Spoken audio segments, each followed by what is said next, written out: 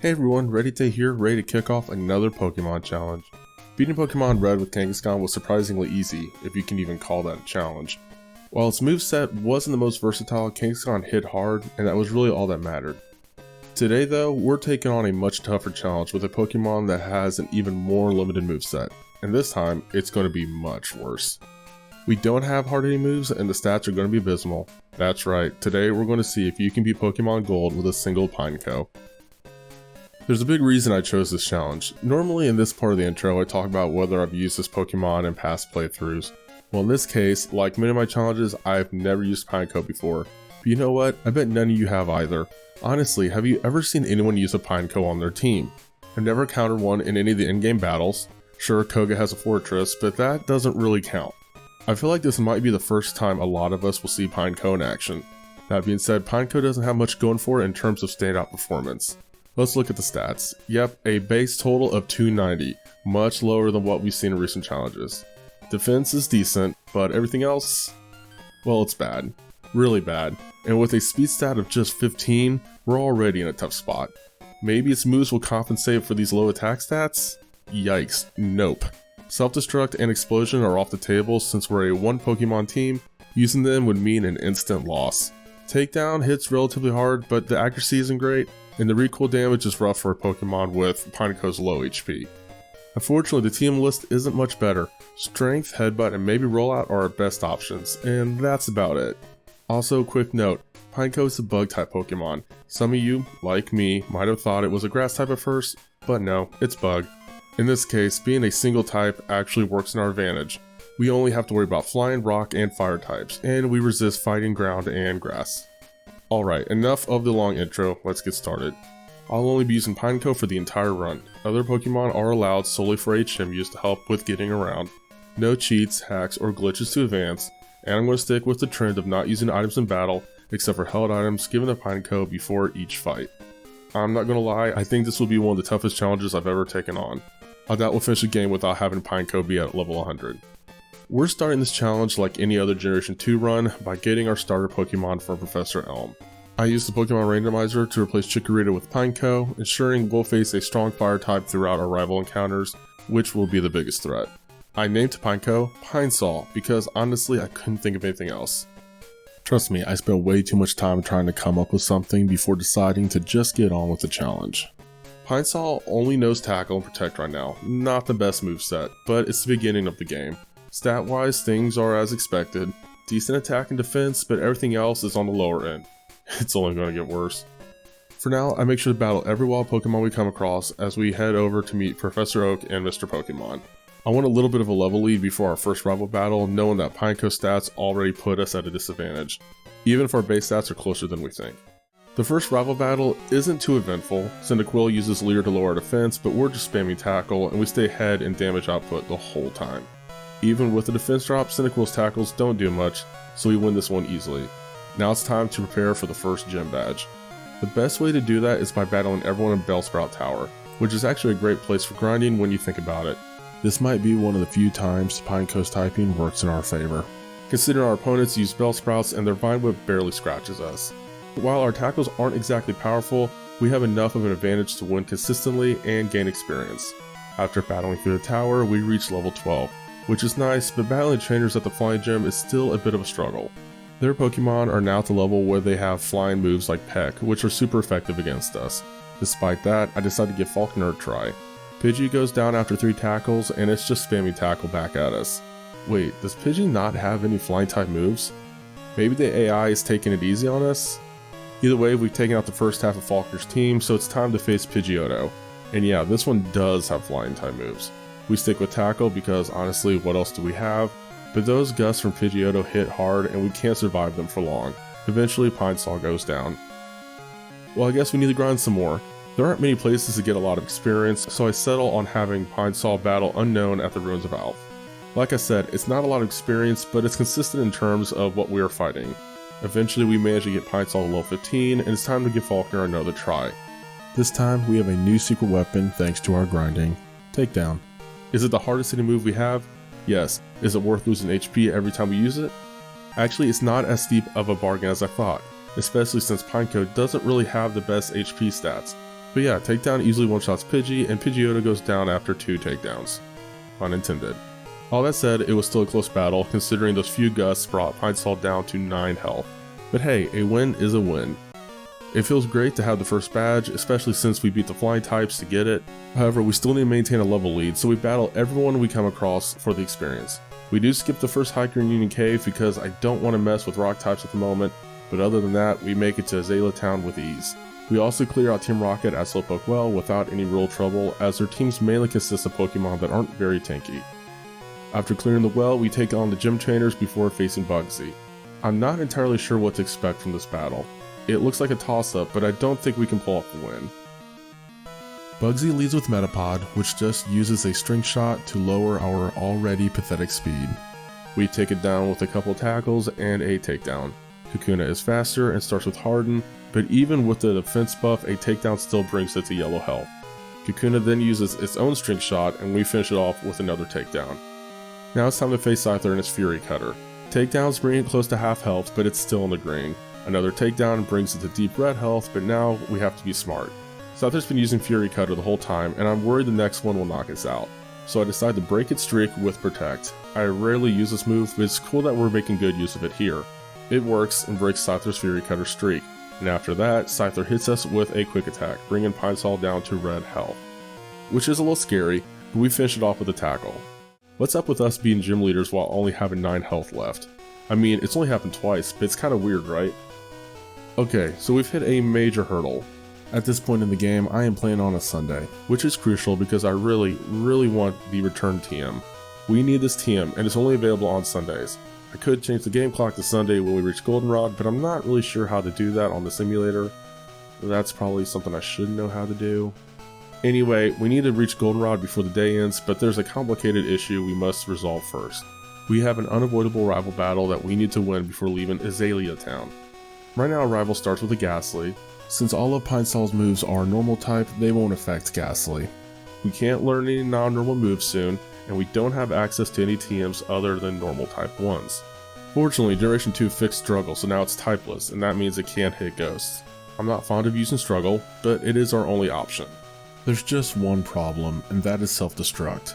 As most of you know, Self-Destruct is a really strong attack move that comes with a cost. If you use this move, you will sacrifice all of your health and basically faint at the end of the turn. We can't afford to do that since we don't really have revives at this point of the game, which means we would have to heal at the Poké Center. That would lead to us replenishing power points for all the moves we just tried to get rid of, including Self-Destruct. In short, we can't even access Struggle at this current level. So, here's the plan. We need to grind Pineco to level 22 to learn Rapid Spin, replacing Self-Destruct. This will not only give us a better moveset, but also slightly better stats for the battle. After reaching level 22, we replace Self-Destruct with Rapid Spin, battle wild Pokemon until we exhaust all of our power points, heal up with potions, and then face our rival. Despite being 10 levels higher than Ghastly, it's still faster and puts us to sleep quickly with Hypnosis. While asleep, we take a bit of damage from Lick, but once we wake up, we can easily one-shot Ghastly with Struggle. Unfortunately, we don't have our moves for the rest of the battle. Next up is Quilava, which is quite threatening with its Ember. Struggle doesn't even bring Quilava to half health, and the recoil damage from Struggle is wearing us down. Thankfully, the berry I gave Pineco restores our health, but another Ember drops us to single digits. Our next struggle brings Quilava to red health, but it leaves us with only 3 HP. We can't win like this. So, we need more levels. I heal Pineco, grind against wild Pokemon, and by the time we exhaust all of Pineco's power points, it's at level 26. At this level, things improve. Ghastly's Hypnosis misses, so we can easily one-shot it. Quilava's Ember still does significant damage, but we remain in the green after the first hit. Our first struggle reduces Quilava to yellow health, and while recoil damage brings us to half health, the berry heals us up. Another Ember drops us back to yellow health, but our next struggle knocks Quilava out. Unfortunately, we're now too weak to survive Zubat's attacks, and finish it off with Struggle. We knock out Zubat and ourselves simultaneously, effectively tying the battle, which means we lose. Determined to win, I try again. This time, we fall asleep from Ghastly's Hypnosis and take some damage from Lick. Every bit of HP counts when our only move is Struggle. After several turns, we wake up and manage to one-shot Ghastly. When we face Quilava, it starts off with Smokescreen. Although I dislike the accuracy drop, it means fewer turns of taking damage. We do take an Ember, but we only need 2 struggles to beat Quilava. With just Zubat left and us at 16 health, victory seems unlikely, but the berry Pine Sol is holding heals us by 10 points. Although the first struggle in this round misses, we manage to land another one that defeats Zubat with 7 HP remaining. Does struggle hit hard this time, or is that just my imagination? Having overcome this obstacle, we rush to Goldenrod. Before getting the return TM, I make a detour to obtain another TM. In the Ilex Forest, I talk to the guy who gives out the team for Headbutt. It's fitting to teach Pine Sol this move, considering you need the Headbutt trees to find Pineco in the game. Although flinching is unlikely due to our speed stat, it might be useful at higher levels later on in the game. We battle some trainers around the daycare, and as soon as we're at the Goldenrod department store, we get the return TM. For those who don't know, return is a move that becomes stronger the higher the Pokemon's friendship is with you. Pine Sol's friendship might not be maxed out yet, but it's probably quite high. We need our new moves to take on Whitney, so let's see how we stack up. Opening with Headbutt was a great choice when it comes to Clefairy. It easily takes it to red health. Clefairy is sticking with its go-to metronome, and this time around it rolls Beat Up. I'm gonna be honest, I think this is the first time I've ever seen this move. It doesn't do much, so things are starting out great. Clefairy goes down in the next turn, and now we just have to worry about the dreaded Miltank. It's faster of course, and is jumping right into setting up Rollout. It's not doing much, but it is a super effective move. Return does alright, it's not great, but it is more than Rollout at the moment. To play it safe, I use Protect to break the Rollout streak. It works just as well as it did against Scyther in the previous gym battle. Unlike Bugsy though, Whitney keeps on spamming her streak building attack. We are on the offense this turn as well, and Headbutt is doing really well by taking Miltank to red health, just like it did to Clefairy earlier. From here we use another Protect to stall Rollout. I was hoping the next Headbutt would lead to a knockout, but since Miltank gets faster than us, it heals with a Milk Drink, and we just end up bringing it back to yellow health. We do get subjected to another Rollout, but soon our Headbutt hits hard enough for the knockout. Wow, a first try victory against Miltank is great, but let's not get carried away. Wait, I thought Whitney gave us a team for Rollout. Where is that team? Oh, it's just outside of Goldenrod to the north. Well, we are heading that way anyway, so we'll get it in a couple minutes. This TM is a necessity for us when it comes to these challenges. This is the only move we can use at the moment that can attack ghost types, which is what the 4th gym is focused on. That being said, you can tell by the footage of when we first fight the trainers in this gym that this move is far from foolproof. Yep, you're seeing us go down to a Ghastly that's basically half our level. With that being said, literally our next attempt fighting them leads to us beating all of them, and yeah, we might be in low health, but that is a pretty efficient round of battling. We got a lot of experience and didn't really have to stop at the Pokemon Center in the middle of it. Despite that good run we just had, we were back to having problems when we faced Morty. It's the same things that get us in other challenges, Curse and getting paralyzed from Lick. We might be able to take down the Ghastly that gets us in the situation, but that just means we are in a spot where we can't beat Honor. From there, we easily go down. I give this a second go, but this time Honor puts us to sleep and just beats us up until we faint. Well, I guess we should give the optional battle with our rival at the Burnt Tower a try, and assess the situation from there. Which means we have another battle with a ghost type. This time it's Honor, which opens the battle with a weak Lick. Rollout from us almost takes it to half health. Not great, but it's a start. Honor then wastes a turn with a mean look, which just leaves us with a lot of health while we knock out Honor with the second rollout. Quilava opens up its part of the battle with a Leer. It is fire type, so a rock move like rollout would be super effective. It also helps that our streak is still in place, so when the move lands, it ends up being an easy one shot. It also one-shots Magnemite, despite the fact that it's not super effective against it. When Zubat comes out, we are still using this rollout streak, so of course the thing doesn't stand a chance against this super effective move. Well, that battle went rather smoothly. Does that mean we're ready to truly beat Morty? Since we only gained 1 level since our last attempt against Morty, it's not surprising that we're still slower than Ghastly. As expected, Ghastly opens up with Curse. We manage to knock out Ghastly with the start of our rollout. Honor then comes in, hits us with a Nightshade, and then goes down from our second rollout. Our third rollout also one-shots Gengar, and we still have plenty of health, thanks to Gengar wasting a turn with Mean Look. Similarly, the second Honor also wastes a turn by starting with Mean Look. Given that the previous Pokemon can't handle a single rollout, we easily finish this battle with another one. It's unclear if we even needed to battle our rival for the extra experience to win. What we really needed was a good rollout streak, and that battle was quite manageable. Despite winning with minimal grinding, we need to focus on serious level ups as we approach the next 3 gyms. While we won't be winning these battles in rapid succession, we can make significant progress by battling trainers at the Olivine City Lighthouse and around the Whirlpool Islands. With this preparation, we move on with the badge run and head to Sandwood to face Chuck. At level 38, our defense is holding strong against Primeape's Fury Swipes. Although Fury Swipes isn't a powerful move, getting hit by it 5 times in a turn, that could add up.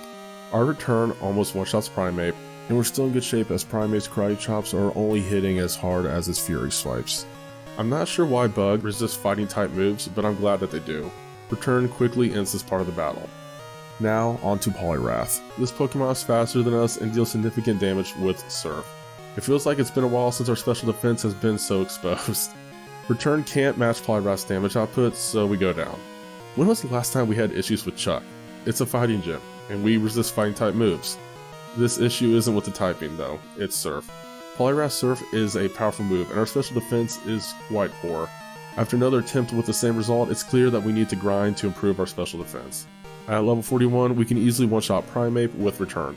Poliwrath, however, is much sturdier and withstands 2 returns. Fortunately, it doesn't make any significant moves while we attack.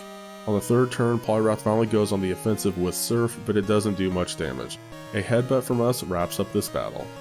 Dynamic Punch wasn't used, and the AI didn't attack much during that attempt, which was really surprising. It was nice to see that Surf did significantly less damage at this level.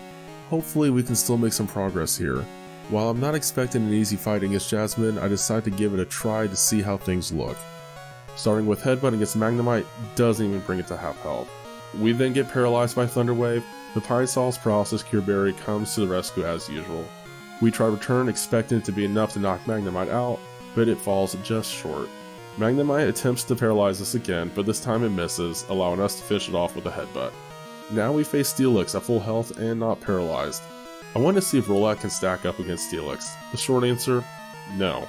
Rollout seems to reach a power limit and hardly makes an impact. Steelix's Iron Tail does enough damage to be concerning, and we obviously can't keep up with the damage difference, so we go down. I give this battle another try, focusing on Return against Steelix. However, this still isn't a battle we can win at the moment, so we need to change our approach.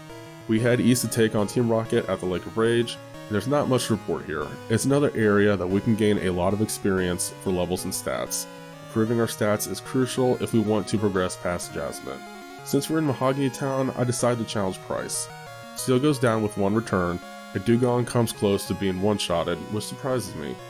Aurora Beam doesn't do much damage. I always think Ice-type moves are super effective against bug types, but that's not the case, which is a relief here. Headbutt then knocks Dugong out.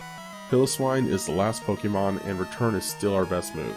Piloswine essentially throws the battle by setting up Mist, allowing us to knock it out easily on the next turn. Everything feels back to normal after a straightforward win against Price. However, I suspect Jasmine will still pose a threat at our current level. I'll cut to the chase, we're still not ready. At level 47, we're hitting a little harder, but it's still not enough. To make matters worse, Magnemite now seems more likely to use Thunderbolt instead of Thunder Wave, so by the time we take the first one down, we're often left with a critical chunk of damage. Despite several attempts, we always end up going down. I really was hoping to avoid making Jasmine or her Steelix part of the thumbnail for this video, but it seems like we are struggling more than we anticipated. Time to go back to grinding. At level 55 with the addition of Double Edge, we're giving it another shot. I don't usually use Double Edge due to the recoil damage, but it might be our best choice here. The good news is that Iron Tail misses often enough that we might not take too many hits from Steelix. Double Edge performs decently, though we can't take Steelix down without triggering Jasmine's Hyper Potion. Despite this, we're still losing a lot of battles, but I think we're close to a victory, so we grind a couple more levels and try again. This setup starts well. We one-shot Magnemite with a Headbutt. Yes, it's a critical hit, but this is a great start. Our focus is Double Edge against Steelix. Although we still have some work to do, it's our best option. Iron Tail missing is a big help, and when it does land, it's not hitting as hard at this level. We get Steelix to red health, prompting Jasmine to use a Hyper Potion.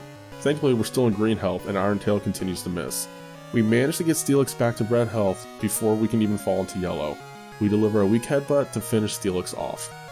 Now we just have to deal with the second Magnemite. We're a bit low on health, but our Headbutt brings Magnemite to our level. Thunder Wave misses, giving us a clear shot to use Headbutt and finally win the battle. Okay, We can now progress, after we take on Team Rocket and our rival. Team Rocket isn't worth discussing at this point, but the rival battle is worth mentioning. Golbat goes down with a single return. Quilava soon follows, and I decide this is the perfect time to start using Rollout. It hits hard, but Quilava is still standing with just a sliver of health left, which means we get hit by Flame Wheel. While that's a bit scary, our special defense holds up better than I was anticipating. The second round of Rollout successfully knocks Quilava out, so we turn our attention to Magnemite. Although Rollout isn't super effective, it's accumulated enough power to one-shot Magnemite. Next up is Haunter, which is the main reason I set up Rollout. Imagine my frustration when it misses. Seriously? Haunter responds with a mean look, so at least we're not cursed. Rollout starts up again, but Haunter is still hanging on in the yellow. And then, just as I feared, Haunter uses Curse. At least it takes Haunter out of the match. We now have to beat Sneasel before Curse takes us down. Rollout misses again, but this actually works in our favor since we have stronger moves for Sneasel. Curse brings us down to yellow health, and Sneasel's feint attack makes things a bit tight. But when we finally get another chance to attack, Double Edge takes Sneasel out in one hit. That was a bit too close for comfort, but for the most part, we had this fight under control. The rest of Team Rocket was easy to handle, so now it's time to face Claire. There isn't much of a strategy to discuss, neither of us have super effective moves against the other, it's a matter of brute strength to win. At our current level, we should be able to manage that. The plan is going rather smoothly actually. Claire's 3 Dragonairs are each taken out with a single return. The real challenge is Kingdra. It's faster and hits us right away with Surf, causing about a third of our health and damage. Return still hits harder, but Kingdra's health drops to the yellow mark. To my surprise, Claire decides to heal. That's fine, our next return brings Kingdra's health back down. Another Surf puts us in yellow health again, but Kingdra falls to one more return. The badge run actually went a bit smoother than I anticipated. We ended this part of the run at a higher level than usual, and while I expected each leader to give us trouble, only about half of them truly did. Now it's time for the Elite Four, and I don't really think we're ready. Even though we're at a higher level than every Pokemon we're going to face there, our stats still have some gaps, and we lack a solid offensive strategy. Our only plan is the same one we used against Claire. Hit hard with our normal moves and hope we can withstand the attacks that come our way. The only stats condition we can potentially use is flinching from Headbutt, but that only works if we're faster, which isn't really going to happen. Before diving into Elite Four, we have one more rival battle to handle. We pick up where we left off the last battle, facing Sneasel. It's faster and tries to lower our defense with Screech, but it fails. Return lands as a one-shot. Next is Golbat, and I switch to using Rollout. It misses, so we take some damage from a wing attack. I try to roll out again, and this time it lands, but it's not a one-shot. Golbat then uses Confuse Ray, which could ruin our rollout streak. Fortunately, we avoid confusion damage, but rollout misses again. We take another wing attack, avoid confusion damage once more, and finally get rollout to land, giving us a chance. Our rival sends out Typhlosion next, and another turn of avoiding confusion damage and a successful rollout helps us get a one-shot, which I'm very grateful for, especially with the critical hit. When Magneton comes out, our rollout streak continues. Magneton survives the first rollout, but since its Thunder Wave misses, we've been really lucky with the moves missing in this battle. The next rollout knocks it out. Haunter appears next, and of course, rollout misses again. Haunter uses Mean Look as its opening move, which is very fortunate for us. Our next rollout lands, but it doesn't matter much because Haunter uses Curse, taking it out and putting us against the clock. We need to deal with Kadabra to win. It's faster and sets up a future sight. Rollout lands and has built up enough power for a one-shot. Even though Kadabra has low defense, I was still nervous due to Curse. We're at level 66 right now, and I want to be a bit higher before starting the Elite Four, so we grind against wild Pokemon until we reach level 70. It might be overkill, but I honestly doubt it. We have 194 health, our attack is strong, and our defense is great. To be honest, I'm surprised our special stats are as high as they are. They're not in the triple digits, but they're decent for our level. Our speed is lacking, it's definitely not great, but not terrible either. I'm not sure if we can win at all, but there's nothing more we can do for now, so let's dive in. Well, we're already encountering problems as we face Will. Our attacks, like Return, are effective, but we're taking significant damage from Psychic moves, and the damage is quickly adding up. To make matters worse, we're experiencing some unfortunate confusion luck when we get hit by Confuse Ray. We managed to progress through his team some, but we still can't secure a win. Despite this, I decided to give it a few more attempts to see if victory is still within reach. Xatu is faster than us and opens with Psychic, which has been a recurring issue. Fortunately, we get lucky and manage to one-shot it with Return. we use the same strategy against the second Xatu, which starts with Confuse Ray instead of Psychic. This has been a significant problem in previous attempts, but this time though, Return still delivers a one-shot, and we snap out of confusion just in time.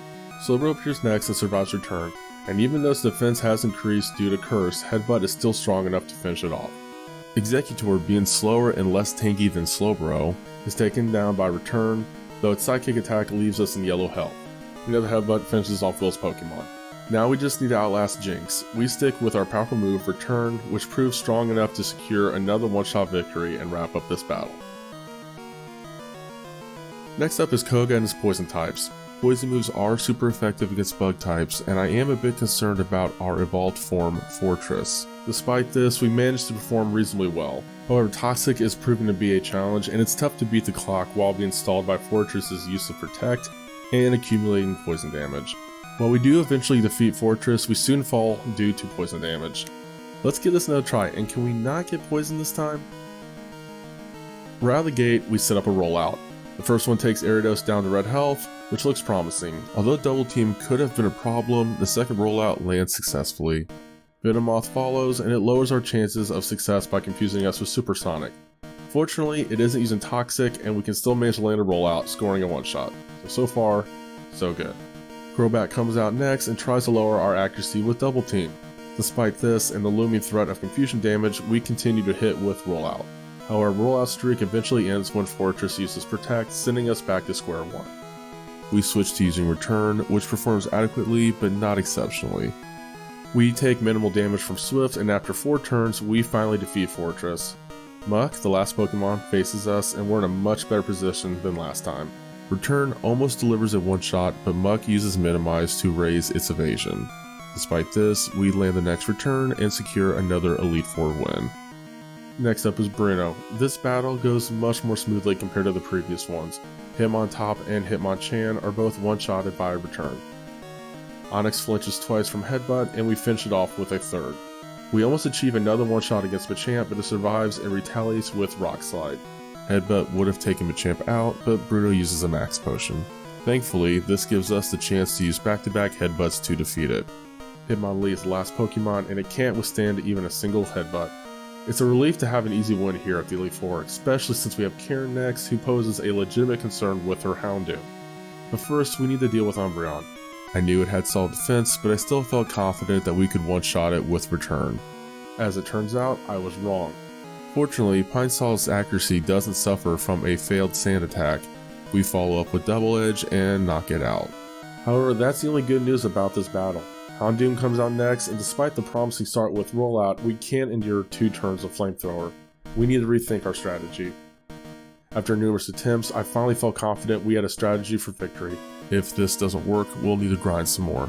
We start strong with a critical hit Headbutt on Umbreon. I would have preferred some flinching, especially since we're hit by a sand attack. With Umbreon's health low though, we initiate a rollout streak. The first rollout is strong enough to cause a feint.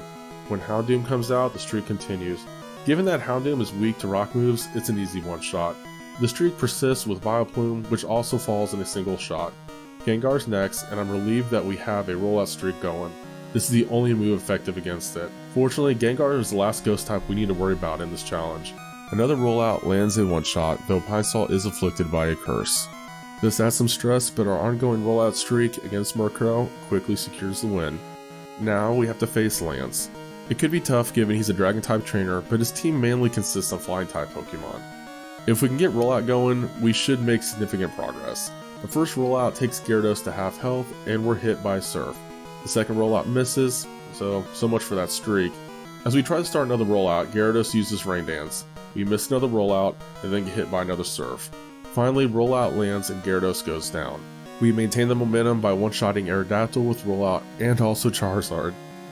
This is a big deal since Charizard could have been a major threat here. Victory seems possible if we can manage the 3 Dragonites. However, it becomes evident that Pineco struggles to survive a critical hit Fire Blast. We give this a few more attempts, hoping for better luck with rollout, but a win remains elusive. The best course of action in this situation is to grind, but I don't want to waste all that time battling wild Pokemon. Instead, I focus on gaining the experience points we need by battling the members of the Elite Four. This plan eventually brings us to a rematch with Lance at level 78. However, a level increase doesn't automatically translate to success. We still lose the first few attempts at this level. Eventually, we have an attempt where we deal significant damage to Gyarados with a headbutt. Lance has it set up a rain dance, but our subsequent turn leads to a knockout. Aerodactyl's next, and we start a rollout streak that takes Aerodactyl down in 2 turns. Here's hoping we can maintain this momentum. Despite taking a flamethrower hit, we do get lucky with rollout scoring a one-shot against Charizard. Lance then sends out his strongest Dragonite first, which also falls to a one-shot rollout. If I remember correctly, this Dragonite had Fire Blast, so the luck continues. If the level 50 Dragonite can't handle our rollout, the level 47 Dragonites don't stand a chance. The only issue is that by the time we face the last Dragonite, the rollout streak has ended. To avoid wasting a turn with a weak rollout setup, we switch to return. We come close to one shot, and fortunately, Dragonite's Thunder Wave fails. With no paralysis to worry about, we use return one more time and finally secure the win. And with that, we are once again Pokemon champions. I knew it was going to be a challenge, but I didn't anticipate needing to reach such a high level or having to rematch every Elite Four member. It was a bit of a wake-up call getting through this part of the challenge. We might have gained some false confidence from the gym battles in Johto, but now we need to secure the gym badges in Kanto. These battles are usually not worth reporting since these gym leaders are weaker than the Elite Four, which we just defeated. We did have to redo our battle with Blaine, but that was due to some bad luck with burns and 2 Fire Blasts from Rapidash. The repeat battle was much more manageable, so it's not really worth discussing in detail, especially considering Blue is a much greater challenge than Blaine or any of the other Kanto gym leaders. The 2 major roadblocks are Rhydon and Arcanine. We can't take Rhydon out quickly enough, and it frequently uses Sandstorm. I'm surprised by how much damage Sandstorm is doing to us each turn. Although we usually manage to knock Rhydon out, it comes at the cost of Pine Sol being so damaged that we can't get past Arcanine. This problem is consistent enough to suggest it's not just bad luck, it's a genuine issue we need to address. Unfortunately, this means we need to grind some more. It's concerning because we're at level 86 and we're struggling against Pokemon that are around 30 levels lower than us. For grinding, I decided to battle the Elite Four repeatedly to save time and my sanity. Even at level 90 though, we still can't beat Blue, and the same issues persist. I guess it's back to facing the Elite Four. To be honest, I anticipated Blue being challenging, but not to this extent. The longer we battle the Elite Four, the more it feels like defeating Red might not be possible. Even at level 95, winning is not easy, and one of the weirdest starts we've encountered in these attempts, we begin with rollout, but it misses. What makes the start different is that Pidgeot uses Mirror Move and hits us with a weak rollout. This is the first time we've seen that move during this challenge, and I didn't realize it could successfully copy a move if it misses. When we get rollout to work, it deals significantly more damage than Pidgeot's did. The bird goes down quickly after that. However, Pidgeot has never been the main problem in this battle. Here comes the first real obstacle, Rhydon. I'm happy that rollout did a substantial amount of damage, but I prefer to switch to return or headbutt soon. Rhydon uses Sandstorm early in the exchange, and surprisingly, I'm okay with continuing rollout considering the second one knocks Rhydon out. Arcanine is next, and although it hits us with a flamethrower, it can't withstand rollout at this point. Despite being low on health, taking down Rhydon and Arcanine efficiently is a relief. Sandstorm remains a nuisance, but one-shotting Gyarados with a return allows us to breathe a little bit easier. We stick with return as Executor comes out. I expected one shot, but it's left with what has to be 1 HP. That is so close. Executor begins to set up a Solar Beam, providing us the perfect opportunity to use a rollout. This lets our second rollout hit Alakazam hard as long as we survive its sidekick. With 22 HP remaining, we manage to pull through. The critical hit from the rollout secures the win, even though I'm pretty sure we didn't need it to be a critical hit, and we can finally say that we've earned all the Kanto badges. I'm going to be honest with you guys, I don't think we can be Red in this challenge. We are walking in at level 95, and of course, we're slower than Pikachu and get paralyzed from Thunder. Sure, that stats condition doesn't really matter when it comes to our speed stat, but this basically means that a rollout is ruined due to the increased likelihood that our streak can just end. At least we can still one-shot Pikachu with a return. If he uses Charm, the battle is basically over because we rely on our physical attack stat for this whole battle. Venusaur is an interesting choice for the next Pokemon up. I have no idea why Red goes this direction. It immediately sets up a Solar Beam while we can't attack thanks to Paralysis. Despite the fact rollout might not last long due to our condition, I started up. It is slowly adding damage, but Venusaur did set up a Sunny Day so we can get spammed by Solar Beams now. That being said, we do take Venusaur down with rollout, and I think we could one-shot Charizard if we weren't slower than it. and were subjected to a flamethrower. I knew that was going to happen. I'm going to skip the commentary for all these attempts because, as you can imagine, there are many. We tried various strategies. I experimented with leftovers and decided that we should focus on speed instead of healing up every turn, so I gave Pineco the Quick Claw. This helped somewhat, especially when Quick Claw activated, allowing us to hit Charizard first and one-shot it before it could retaliate with Flamethrower. However, even with these adjustments, I'm not showing a winning attempt because we didn't secure a victory. Attempts to win by spamming Return or by risking Paralysis and Charm to build a rollout streak also failed. Ultimately, it became clear that we don't have enough health or speed. I decided to level up further, but even at level 98, victory remained elusive. I realized that maxing out our stats might not be enough to secure a win. I've decided to call it here. And some might say I haven't exhausted all of my options. I could get the TM for Double Team, but that would involve many more attempts and it might still result in a narrow victory. I'm not an expert at this game, and while there might be strategies I haven't considered, it seems unlikely that we can win efficiently with Pineco in this version. Anyone is welcome to try this challenge themselves, and I might revisit it in the future, but for now, this is the end of the road. For those still watching, I have something to show you. Part of the reason I decided to stop the challenge at level 98 was to see if evolving Pineco into Fortress at level 99 could make a difference. With evolution, Pineco's stats increased significantly, by 50 points for each stat except defense, which actually got a massive boost with 100 points. So, can we beat Pokemon Gold with a single Pineco? Most likely not. But can we beat Pokemon Gold with a single Pineco that evolves to beat Red at the end of the game? Now that's what you guys are really tuned in for. Now, with this new game format, I have some good news and bad news. Good news, there's a noticeable increase in our gameplay thanks to the new stat buffs. Bad news, we're still slower than Charizard, and Fortress is both Bug and Steel type now. This makes us 4 times weak to Fire type moves, meaning we'll get one shot by Flamethrower even at almost full health. We don't have another choice, so let's try this again. With the Quick Claw attached, we one-shot Pikachu with Return, just like we did as a Pineco. Venusaur follows as always, and Return takes it to yellow health. It sets up a sunny day, but we switch to rollout, which one-shots Venusaur. Now, if we can't attack first, we should easily be able to beat Charizard. Yes, Quick Claw activates and we get to hit first. No more Flamethrower for the rest of the match. We've reached Snorlax a few times in our previous Pineco attempts, and this guy is a threat in its own right. Our rollout is still going strong, taking Snorlax to yellow health. It's not prepared for that and uses Amnesia for this wasted turn, so our next rollout takes it out. 2 more Pokemon left and we face Blastoise. Rollout is still active and it's a one-shot. I honestly wasn't expecting that, but I'll take it. All that is left is Espeon, and its Psychic moves aren't very effective against our new Steel typing. Rollout has ended, and Espeon sets up a Reflect, so things could still be interesting. Oh, never mind. Return is still strong enough to take out a little over half of its health. One more Return finishes the job. We did it.